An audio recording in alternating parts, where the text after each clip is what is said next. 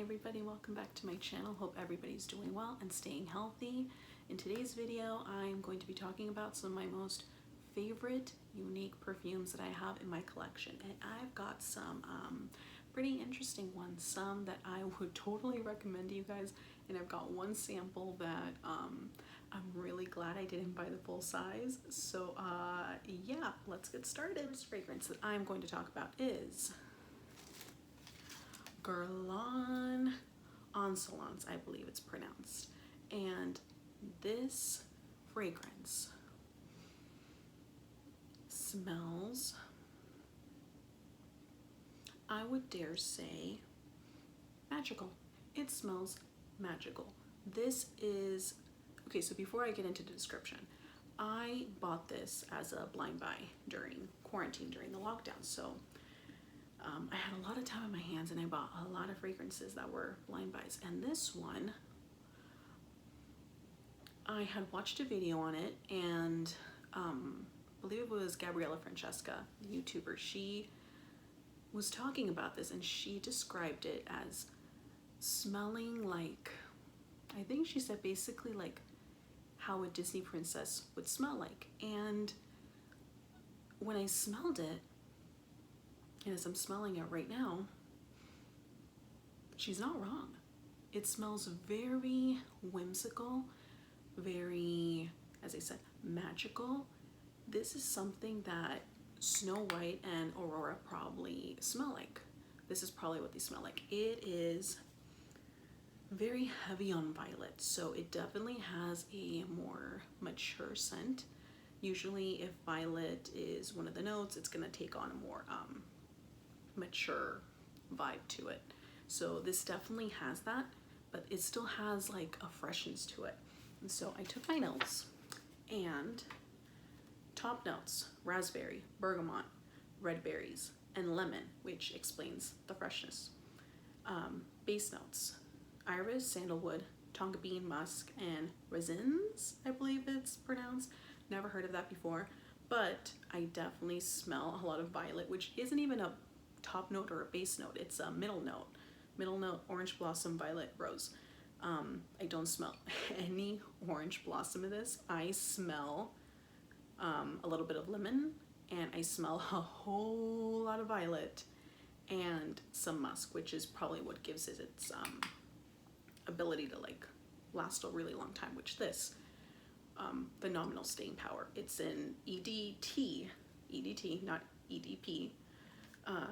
So I wouldn't expect it to last as long as it does, but it lasts all throughout the day. And I sometimes have a little bit of a tendency to overspray, but even if I don't, this will last pretty much the entire day, entire work day, I should say.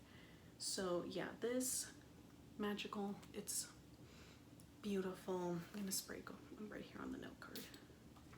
Give it a little whiffy whiff. Oh. This could also probably be more of a signature scent because it's got the musky quality, the sandalwood, which I think, you know, is pretty good, kind of colder month note, but it's got the lemon, so it's got that freshness. So I think this is a beautiful scent. One of my favorites. I love it. On Salons by Garland. Second fragrance I'm going to talk about is Hypnotic Poison by Dior, and this is an EDT, another eau de toilette that will last you the entire day. This is probably going to last you longer than your regular work day. It'll last you the whole 12 hours until you shower. And this smells like straight up the 80s. This smells like the 80s. It's very overly sweet, not cheap sweet, not Bath and Body Works, you know, vanilla. This is definitely a very mature, sophisticated, expensive vanilla that I'm smelling. Oh, kind of accidentally sprayed some on myself. Ooh. Very sweet. It is overly sweet. You smell almond, you smell vanilla, you definitely smell some like muskiness to it. And yeah, it'll last you all day. This, and by when I say that it smells like straight up the 80s, I don't mean it necessarily in a bad way. Basically, what I mean by it is that it has that kind of like nostalgic vibe to it. kind of like what perfumes used to smell like back in the day, that were like, you know, very long lasting, definitely very sweet, very overpowering. Some might say obnoxious. But yeah, it's just beautiful. But let's get to the notes.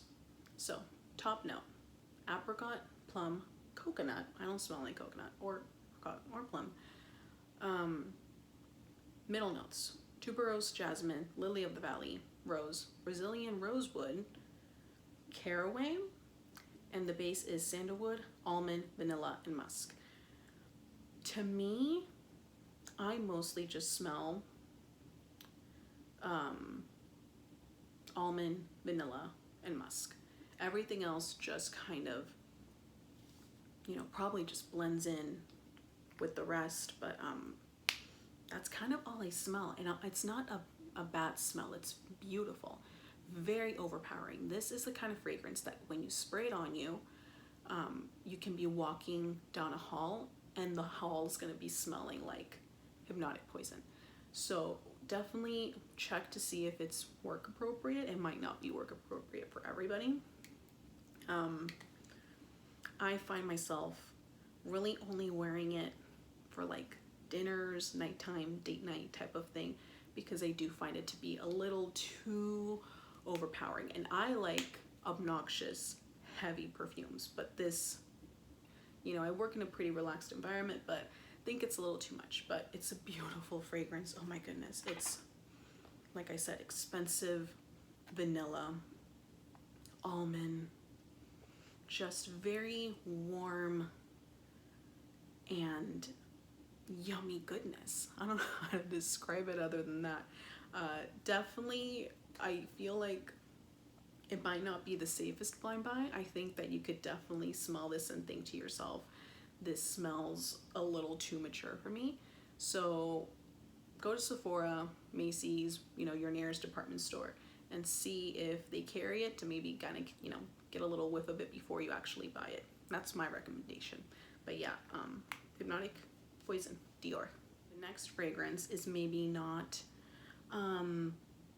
it's not commercially unique, but the smell itself is very, very unique to me, and that is Ariana Grande Cloud. And can we just talk about the packaging really quickly? Like, look at how cute and like whimsical this is. I love it, but I'm gonna take it out of the little cloud just for the video.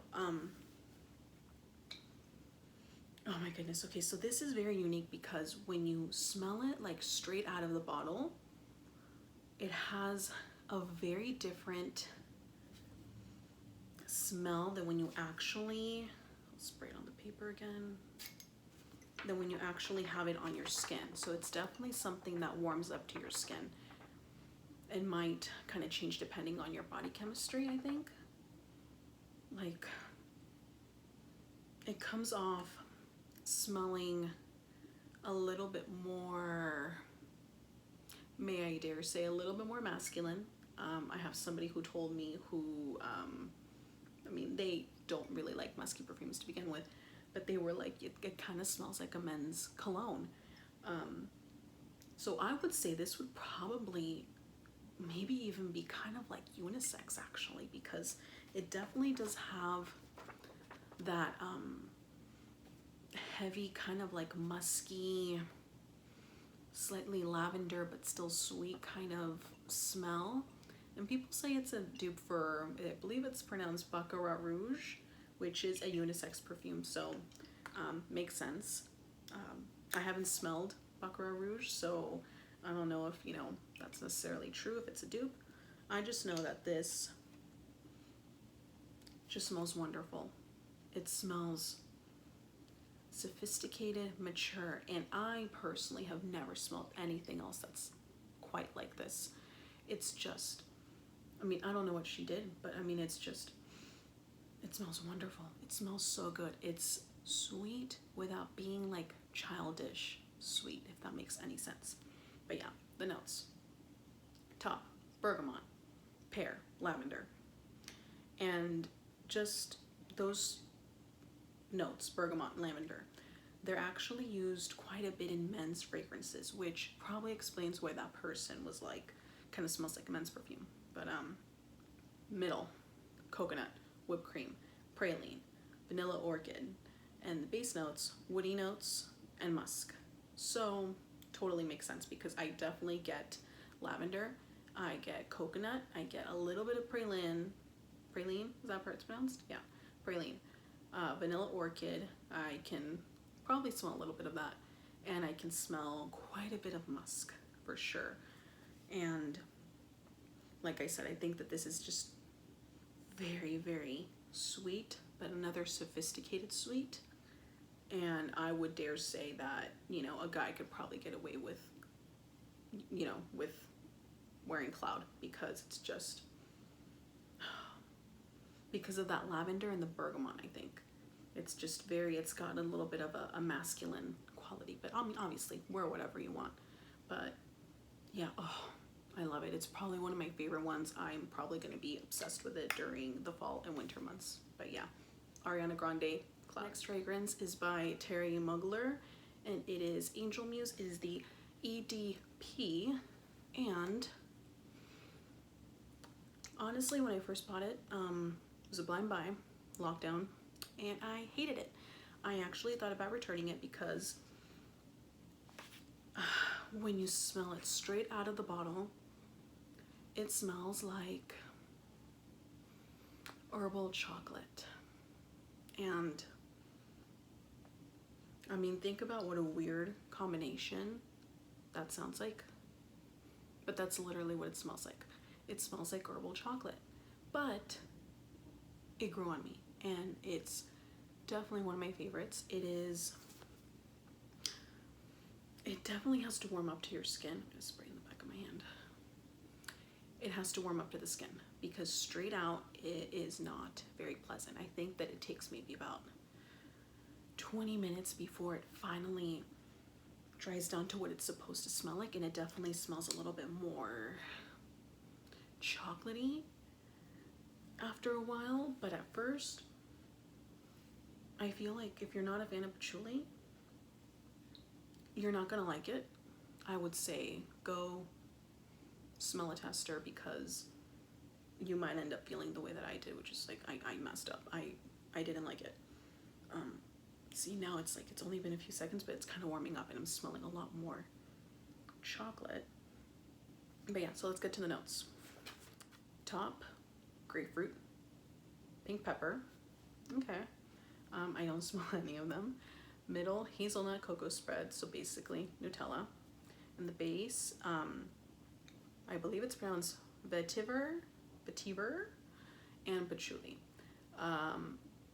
I mostly just smell patchouli with some hazelnut, so I don't get any of the grapefruit or the pink pepper or the other note. It basically just smells like hazelnut and patchouli, so herbal chocolate. And definitely takes a while to warm up to the skin, but when it finally does, it's like you're gonna smell like nobody else. And I mean that in a good way. Like, I think if you were just like walking down the hall, the person would pretty much just only pick up on the hazelnut cocoa. So for that reason, I kind of gave it another chance. But I mean, I love it now, and I, again, will not wear it every single day. This is definitely more nighttime, more going out type of fragrance. But yeah, I've learned to love it. Yeah. Terry Mugler, Angel Muse, definitely very, very unique. Go get your hands on a tester before buying it, because yeah, it's not for everybody. Terry Mugler, Angel Muse, EDP. And last but not least, well, that's debatable. I only got a tester because I was a little worried after the last one, which was another Terry Mugler fragrance. And this one's Aura, another Mugler. I don't know if you can see, kind of, yeah. This, I wanted to love it. This is probably the only unique one that I'm kind of like still on the fence about, so I'm not sure if I should even have it in the video or recommend it, but it is unique, and you know, some of you guys might be fans of these notes. So To me, this just smells like a very sweet bug spray. I mostly just get a lot of like green notes, some little bits of like sweetness, but mostly green notes, and I'm not a fan of green notes, so it's definitely not for me. I'm really glad that I only got the tester and not the full size bottle, because I would have for sure ended up returning it. Like this, I bought this like a few months ago and I still have like probably half of it left. I've only used it a couple of times. I'm still kind of like warming up to it.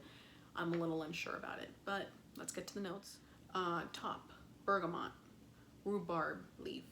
Middle, orange blossom. Green notes, young, I believe it's pronounced ylang ylang. Pear. Base, bourbon vanilla. I can kind of smell that. Woody notes, amberwood, sandalwood, and cormoran, I believe it's pronounced. I just smell bug spray. It sounds kind of messed up, but I really only smell like a very strong leafy green smell with a little bit of vanilla. Like I said, I think that this is definitely Fragrance X, I believe, has testers, and that's where I got like the majority of my fragrances. Get the tester. I think the tester's like $2. Test it out, because I'm still getting used to it, and I'm still definitely on the fence about it. So yeah, I mean, it's unique. This is probably the most, would I say the most? Yeah, I would say definitely the most unique out of all my fragrances. And see, right now, like after a little bit, after the, like, you know, it's kind of like settled and dried down a little bit on the paper, it's not bad, and I can definitely smell a little bit more sweetness to it. So yeah, I'm on the fence about it. But if you're looking for something very green, very leafy, Aura. I don't know if I even said the name in the beginning, but yeah, Aura by Terry Mugler. Yeah, get yourself a tester first. Yeah, I would not recommend this as a blind buy by any means. Tester. So that concludes my top 5 most unique fragrances that I own currently. I actually have a couple more, so I might end up doing a part 2 eventually, because I definitely am a fan of things that are just very unique. I don't want to smell like everybody else, and there's nothing wrong with smelling like anybody else. Let me just say that. There's nothing wrong with it. But I just like what I like, and I like things that are a little bit different and maybe a little bit more vintage and all that. So most likely part 2 coming up. But yeah, thank you so much, guys. Thank you for tuning in. If you liked the video, go ahead and give it a like. Consider subscribing, and I'll see you guys next time. Bye.